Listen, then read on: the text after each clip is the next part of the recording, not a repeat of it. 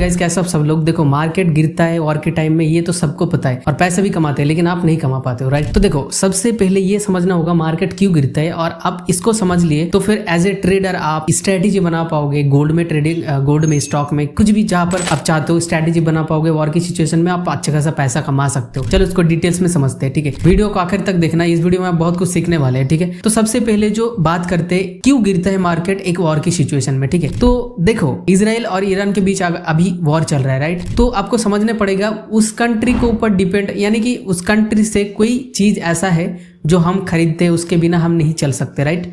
तो देखो यहाँ पे एक सिचुएशन आते है, इंडिया में सबसे ज्यादा जो तेल सप्लाई करते हैं वो है ईरान, राइट। यानी कि क्रूड ऑयल, कच्चा तेल जो होता है वो सप्लाई करते हैं। तो फिर मान लो ईरान में अगर इन्फ्लेशन आता है, ईरान में वॉर चल रहा है, तो ईरान में बहुत सारा खर्चा होगा। एक मिसाइल छोड़ा तो उसका भी वैल्यू होता है, मिसाइल वगैरह होता है वो बहुत कॉस्टली होता है, तो उसके हिसाब से जो खर्चा होगा तो उस वहाँ पे इन्फ्लेशन बढ़ेगा, राइट। ये जो मार्केट गिरता है इसका मेन जो चीज होता है, मेन रीजन होता है वो इन्फ्लेशन। अब ये कैसे बढ़ता है, कैसे क्या होता है, मैं चलो डिटेल्स में थोड़ा थोड़ा करके समझते हैं, ठीक है।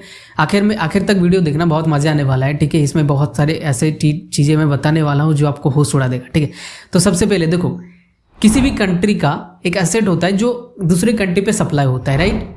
तो देखो ईरान और इजराइल के बीच वॉर चल रहा है, हम किससे मदद लेते हैं? ईरान से। मदद मतलब कि हम क्रूड ऑयल जो है खरीदते हैं ईरान से, राइट। और वो हमारा पूरा देश में चलता है। तो समझो कि अगर क्रूड ऑयल का डिमांड बढ़ जाता है, सप्लाई कम हो जाता है, तो फिर क्या होगा? इन्फ्लेशन बढ़ेगा, राइट। हमारे देश में नहीं, पूरा वर्ल्ड में हो सकता है, क्योंकि वहाँ से क्रूड ऑयल बहुत सारे सप्लाई होता है।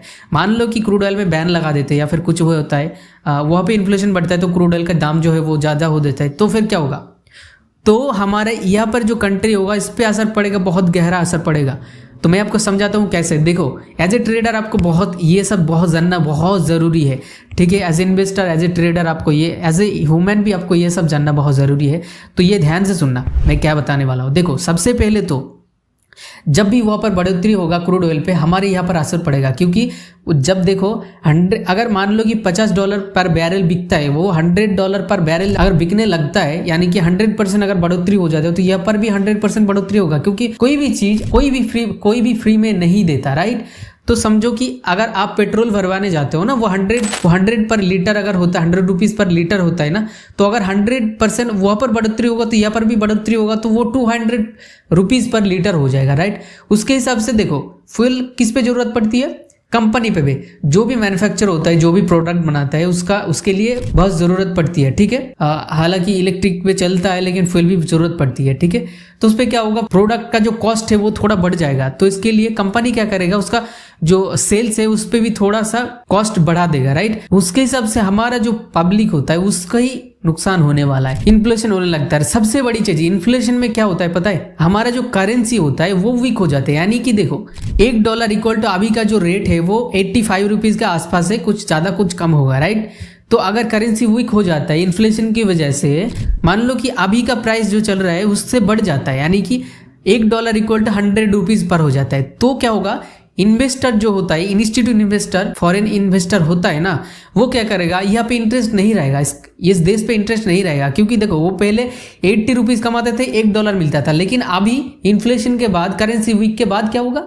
करेंसी वीक के बाद वो 100 रुपीज कमाएगा, तब उसको $1 मिलेगा, तो वो इंटरेस्ट नहीं रहेगा, किसी और देश पे जाएगा या फिर किसी सेफ हेवन में जाएगा। सेफ हेवन यानी कि गोल्ड वगैरह और क्रूड ऑयल और भी बहुत कुछ है, तो वो हम बाद में डिस्कस करेंगे, ठीक है। तो उस पर इन्वेस्ट करेगा, इस पर तो वो बेचना स्टार्ट कर देगा, उसका स्टॉक, उसका जो भी है वो बेचना स्टार्ट करेगा, तो मार्केट जो है वो एक नीचे की तरफ आएगा और क्रैश दिखाई देगा, ठीक है, क्योंकि उन्हीं लोगों का सबसे ज़्यादा होल्डिंग रहता है, तो इसकी वजह से मार्केट गिरेगा, ये तो पक्का। और सबसे जो है मेन चीज वही है कि करेंसी वीक, इन्फ्लेशन से करेंसी जो है वो वीक हो जाता है, राइट। तो उसी के लिए फॉरेन इंस्टीट्यूट इन्वेस्टर जो है वो बेच के वो सेफ हेवन पे इन्वेस्ट करते हैं, जैसे गोल्ड वगैरह वो खरीदते हैं। तो इसीलिए वॉर की सिचुएशन में मार्केट गिरता है, ये आपको याद रखने की जरूरत है, और ये आप जरूर याद रखो, ठीक है। और अगर आपको कुछ भी समझ नहीं आया मार्केट क्यों गिरता है, तो मुझे कमेंट कर सकते हो या फिर मुझे इंस्टा पे डीएम कर सकते हो। अगर आपको कुछ भी पर्सनल सवाल है इन्वेस्ट रिलेटेड या फिर ट्रेडिंग रिलेटेड तो मुझे पूछ सकते हो और इंस्टा पे डीएम कर सकते हो, उस पर भी लिंक डिस्क्रिप्शन में है। अगर आप चाहते हो कि आप एक ट्रेडर एक्सपीरियंस ट्रेडर हो या फिर आपको ऑलरेडी ट्रेड कर रहे हो तो मेरा एक बार टेलीग्राम चैनल जरूर चेकआउट करना, क्योंकि वहाँ पे मैं न्यूज़ वगैरह और एनालाइज वगैरह वो दे देता हूँ, तो आपको बहुत हेल्प कर सकते हैं। सो बाकी मैं मिलता हूँ नेक्स्ट वीडियो में। अगर आपको कोई भी टॉपिक या फिर कोई भी कंटेंट आपको सजेस्ट करना है तो फिर नीचे कमेंट बॉक्स में सजेस्ट कर सकते हो। सो तब तक के लिए goodbye, keep trading, keep winning.